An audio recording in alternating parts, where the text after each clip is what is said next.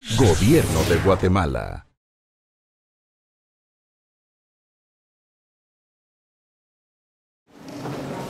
Colegas, miembros de la Junta Directiva, señoras y señores, muchísimas gracias por la invitación para tener el honor de estar aquí con ustedes el día de hoy. Yo quisiera hacer una referencia, una evocación que me parece muy importante, y es una evocación a los acuerdos de paz, particularmente al acuerdo sobre aspectos socioeconómicos y situación agraria, que en el numeral 3, entre otras cosas, dice: la resolución de la problemática agraria y el desarrollo rural son fundamentales e ineludibles para dar respuesta a la situación de la mayoría de la población que vive en el medio rural y que es la más afectada por la pobreza extrema, las inequidades y la debilidad de las instituciones estatales.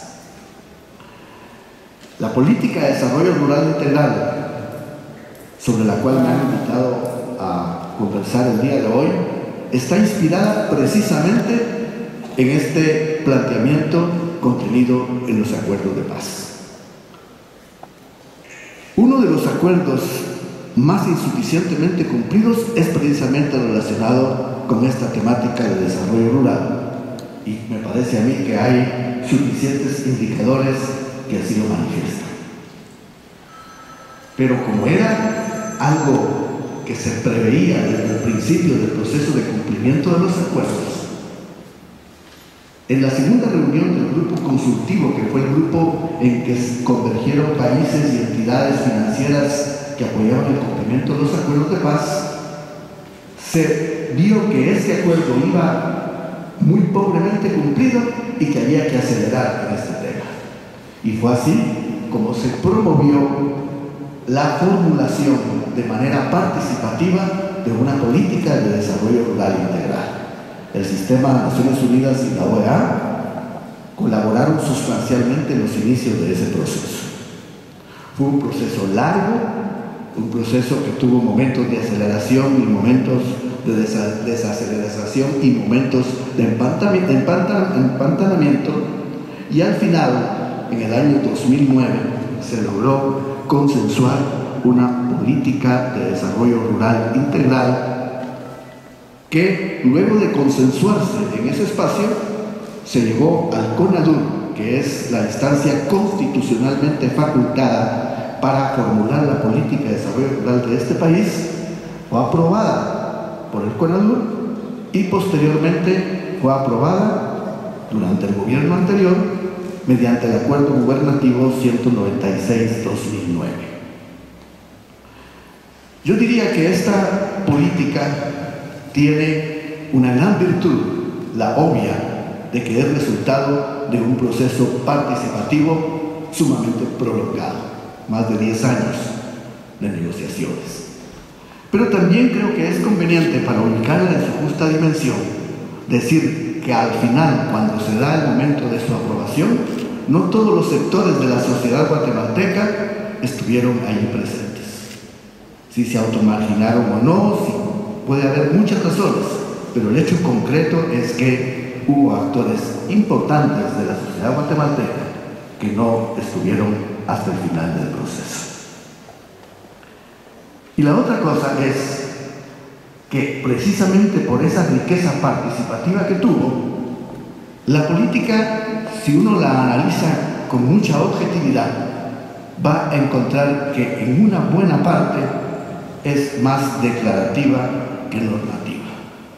Yo tengo la impresión que los diferentes actores sociales, que por supuesto la mayoría de ellos fueron representativos de los pobres y excluidos de este país, aunque no quiere decir que ellos hayan sido los representantes de todos los que están en esa condición, pero vieron la oportunidad de incluir en este proceso de construcción participativa su cúmulo de demanda social insatisfecha. A veces pareciera realmente una declaración política, pero su expresión normativa es más limitada, lo cual plantea un problema en términos de su traslado de ese discurso político y en una medida reivindicativo a su concreción en programas y proyectos. Dicho esto, quiero decirles también que el gobierno del señor Otto Pérez Molina decidió desde el inicio de su mandato asumir la política de desarrollo rural integral y no optó por la posibilidad que tenía de derogar ese acuerdo gubernativo, porque como acuerdo gubernativo puede ser derogado por un nuevo gobierno o por el mismo gobierno que lo haya formulado. Es así como el 17 de mayo del año pasado, el gobierno actual anunció públicamente, precisamente aquí en el Palacio Nacional, la decisión gubernamental de asumir esa política y de implementarla. Lamentablemente, no se pudo impulsar esta decisión política a cabalidad porque la política entró en una situación de incertidumbre. Se presentaron acciones de inconstitucionalidad contra la política y eso dejaba un poco en la cuerda floja a la misma. Afortunadamente, a principios de este año, la Corte de Constitucionalidad dictó sentencia al respecto y declaró sin lugar la inconstitucionalidad planteada por algunos sectores empresariales. Con lo cual, nos parece que el acuerdo gubernativo 196-2009 que la aprueba queda firme y queda constitucionalmente blindado. Ya este año, en su reunión del 8 de mayo, el Consejo Nacional de Desarrollo Urbano Rural, CONALUR, analizando que la política ya estaba firme, analizando la necesidad de que el gobierno y el Estado en su conjunto asuman la responsabilidad que le corresponde y respondan al espíritu y al contenido de los acuerdos de paz, le planteó a la Presidencia de la República que se comprometiera en el impulso de esa política y que para el efecto instalara el Gabinete de Desarrollo Rural Integral y la Unidad Técnica Interinstitucional, ambas instancias mandadas por la política a ser constituidas. El presidente Otto Pérez Molina, este lunes hizo 8, también aquí en el Palacio Nacional, instaló en un acto formal y con una ceremonia muy significativa, instaló el Gabinete de Desarrollo Rural Integral. Ciertamente ha habido algunas críticas en relación a esta decisión política, tratando de subestimar la importancia política que esta decisión y esta acción tiene.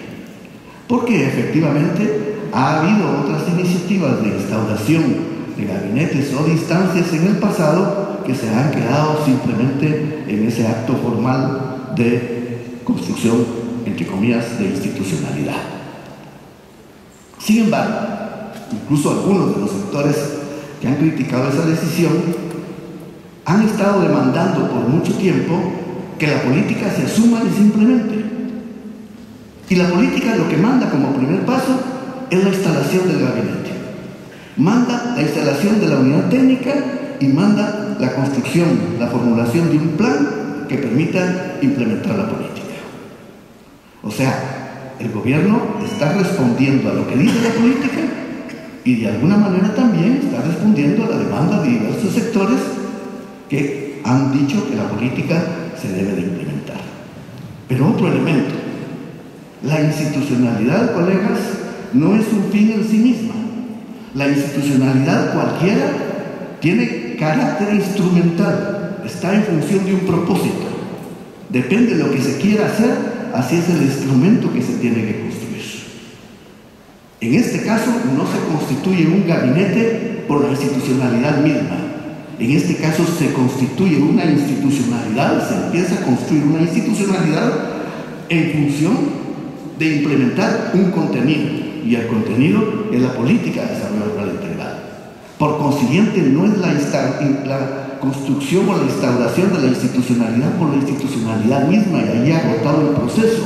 Es la instauración y la construcción de una institucionalidad que es, supuestamente, y eso tenemos que verlo en la práctica, el adecuado, porque así lo plantea la política, para implementar ese contenido. La política de desarrollo rural, más allá de los discursos y del contenido ideológico y político, que puede ser a veces exagerado e innecesario, más allá de eso, hay determinados elementos que son esenciales y que vale la pena reivindicar con fuerza. Primero, y contrario a lo que muchos detractores de la política han dicho, la política de desarrollo, la PENRI, que así le llamamos por sus iniciales, establece el carácter multisectorial de la política de desarrollo rural integral. Es decir, no es cierto que la política plantee un desarrollo agrario únicamente, agrícola, y que ahí absolutice el contenido del desarrollo rural. La PENRI establece 11 políticas sectoriales que en su conjunto constituyen o deberían de arrojar como resultado el desarrollo rural. Entonces, primera gran acierto que me parece a mí se debe reivindicar es el carácter multisectorial que establece la política de desarrollo rural. Y el segundo acierto, que también es fundamental y a mi juicio es histórico, es que define un sujeto priorizado de la política de desarrollo rural. Óigase bien, no establece un sujeto exclusivo, establece un sujeto priorizado. Y ese sujeto priorizado es la población que vive en condiciones de pobreza, pobreza extrema, exclusión, que se expresa a través de diferentes maneras. En campesinos sin tierra, en campesinos con insuficiente tierra, en pequeños productores o medianos productores sin suficientes oportunidades, en las mujeres como productoras, etc. Pero que tienen en común eso que se ha denominado y que es una categoría en discusión, que es la economía campesina. Entonces se establece ese sujeto como el sujeto priorizado, un sujeto que ha estado históricamente invisibilizado y ausente, a pesar de esfuerzos meritorios que han existido, de la política de desarrollo rural del Estado de Guatemala. Entonces esos son los dos elementos esenciales a mi juicio, y hay otros muy importantes, pero son los dos elementos esenciales que expresan el contenido de la política: el carácter multisectorial y la definición de un sujeto priorizado. En relación a los pasos a seguir, esta política de desarrollo rural no debe verse como una acción aislada dentro de la propuesta programática del actual gobierno. Hay tres pactos que se han planteado desde el principio, y uno de ellos es el pacto Hambre Cero. El pacto Hambre Cero es una sombría política que cobija acciones en dos dimensiones sustanciales. Una dimensión que tiene que ver con enfrentar las causas inmediatas del hambre y la desnutrición. Y alrededor de eso se agrupan todos los programas y proyectos que tienen que ver con esos 1000 días de ventana de oportunidad, que van desde la concepción hasta los 2 años del niño o la niña. El objetivo es que mediante acciones del Estado adecuadas, precisas, urgentes, se logre que el niño o la niña no caiga en el barranco de la desnutrición en ese periodo crítico, porque de caer se producen, ustedes saben, daños irreversibles, particularmente relacionados con el desarrollo cerebral.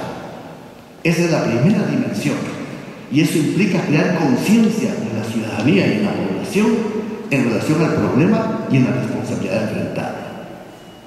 Esto es meritorio, pero tiene otra dimensión, y el pacto Hambre Cero, si lo leen con cuidado, se van a dar cuenta que no solo tiene la dimensión del enfrentamiento de las causas inmediatas del hambre y la desnutrición, sino que también tiene el planteamiento del abordaje de las causas estructurales. Y el presidente de la República, en su discurso ante la Asamblea General de Naciones Unidas el año pasado, lo ratificó de esa misma manera. Y la otra dimensión es el enfrentamiento de las causas estructurales del hambre y la desnutrición. Las causas estructurales están relacionadas fundamentalmente, aunque tampoco exclusivamente, con el tema de la pobreza y la exclusión. Y si bien es cierto, los indicadores de pobreza son bastante generalizados en nuestro país, son particularmente graves en territorios rurales. Hace mes y medio el Banco Mundial presentó su último informe sobre la pobreza en Guatemala, donde nos hace ver que la mayoría de los guatemaltecos y guatemaltecas aún habitan en los territorios rurales y que de esa población 71% continúan en condiciones de pobreza. La pobreza entonces es en Guatemala esencialmente rural. Y combatir el hambre y la desnutrición de manera sostenible, no solo en una intervención urgente y inmediata, sino que garantizando la sostenibilidad de las acciones que se ejecuten, requiere, decíamos, combatir la pobreza, la exclusión y particularmente combatirla en los territorios rurales. Y no hay atajo. La pobreza se combate de manera sostenible con desarrollo. Y si la pobreza en este país es esencialmente rural, el tema de fondo está relacionado con el desarrollo rural. Por consiguiente, la política de desarrollo rural, que es una acción intencionada del gobierno en los términos que referí, está relacionada con el Pacto Hambre Cero porque es uno de los caminos sustanciales a través de los cuales se pretende enfrentar las causas estructurales del hambre y la desnutrición, que es un contenido esencial de ese Pacto Hambre Cero. En relación al desarrollo rural, la complejidad y la profundidad de este tema requiere, queridos colegas, un acuerdo nacional. No es cierto que desde perspectivas sectoriales se puedan realizar intervenciones sostenibles que superen esa problemática. Hay que construir consensos. En eso a mí me parece muy acertada la definición que hizo del consenso un expresidente guatemalteco cuando refirió: es el mayor acuerdo posible dentro del disenso existente, porque tampoco se trata de la unanimidad, pero se requiere un consenso por la gravedad, la complejidad de esta problemática. Y paradójicamente es un tema respecto del cual se han producido las mayores contradicciones y la mayor polarización. Es urgente, por lo tanto, encontrar caminos de acuerdo, recuperar el espíritu originario de los acuerdos de paz y encontrar caminos de solución a los graves problemas estructurales que estaban en las raíces de las causas del conflicto y que 16 años después no se han todavía superado. Por eso es fundamental buscar esos acuerdos. Y la implementación de esta política, nos parece a nosotros que si somos exitosos, creará condiciones de confianza para demostrar en la práctica que es posible caminar por ese sendero del desarrollo rural, empezando a superar polarizaciones existentes. Porque alrededor de esta política de desarrollo rural se ha construido un imaginario que lo ha llevado a constituirse en un ícono de polarización social. De parte de muchos sectores empresariales, particularmente los más conservadores, asimilan esta política y la ley que pretende ser la expresión jurídica de esta política, la asimilan casi al decreto 900 del tiempo de la Revolución. Y me parece que de parte de los sectores campesinos y los movimientos sociales también hay una sobreexpectativa de lo que realmente es posible lograr a través de la implementación de la política. Y esta sobreexpectativa es riesgosa porque cuando hay sobreexpectativa y la realidad no la cumple, la frustración que eso provoca es mucho más grave. La implementación exitosa de esta política permitirá, ojalá, demostrar que ni son los demonios que están planteando algunos sectores empresariales conservadores y tampoco es la panacea que tiene expectativas muchos sectores sociales, pero que sin duda es un camino racional, balanceado para buscar el desarrollo rural de este país. la promulgación de la Ley de Desarrollo Rural sigue siendo una necesidad, porque si esta política se implementa exitosamente, va a seguir siendo una política de gobierno. Y esta política no es una política de 6 meses, de año y medio o de 2 años, es una política de largo plazo. Tiene que convertirse de una política de gobierno en una política de Estado. Y su conversión, su expresión jurídica en una ley ordinaria ayudaría a blindar la política para alcanzar el propósito de que tenga intertemporalidad. Esa es una razón fundamental por la cual no podemos renunciar a la necesidad de una ley de desarrollo rural que sea la expresión jurídica de esa política. Una ley de desarrollo rural que recoja los contenidos esenciales que se consensuaron durante tanto tiempo de diálogo y negociaciones, pero que al mismo tiempo, y eso es una necesidad nacional, supere los niveles de polarización que hasta ahora se han producido alrededor de esta ley de desarrollo rural. Este planteamiento, queridos colegas, cuenta con la voluntad política del gobierno, particularmente del presidente de la República. Sin embargo, esta decisión política es insuficiente. Hay que construir un actor social que sea el sustento de este proceso de políticas y de implementación de políticas en los términos que he referido. Y ese actor social tiene que ser lo más amplio e inclusivo posible. Se trata de superar posiciones extremas. Se trata de hacer ver que los planteamientos maximalistas, por comprensibles que sean, por la demanda históricamente acumulada e insatisfecha, pero que los planteamientos maximalistas terminan en la práctica haciendo inviable lo posible. Pero también se trata de superar las visiones cavernarias, y permítanme calificarlas de esa manera, de quienes no quieren que el status quo se modifique lo más mínimo posible. Los que hablan de que es necesario producir riqueza, pero que piensan que ya están cabales los que tienen que producirla. Se trata entonces de ampliar ese actor social. Se trata de hacer una alianza entre el movimiento campesino, que entienda, sin renunciar a sus planteamientos históricos, a sus reivindicaciones profundas, que entiendan la flexibilidad táctica que requiere el acuerdo que hay que construir. Se trata de llamar a esos sectores empresariales que demuestren flexibilidad, que cuesta encontrarlos, pero que con la fe que tenemos mantenemos la esperanza de que sea así. Y se trata también de que un nuevo actor, ya no tan nuevo, pero que tiene una potencialidad y un avance, entre comillas, silencioso, que es el movimiento cooperativista, converja en este propósito de construir este nuevo sujeto social plural, que sea el sustento de este esfuerzo de lograr el desarrollo rural. Todos tenemos algo que ceder, sin duda, pero los que tienen más tienen la responsabilidad de ceder más, y los que no tienen nada, nada tienen que ceder. Muchas gracias. Gobierno de Guatemala.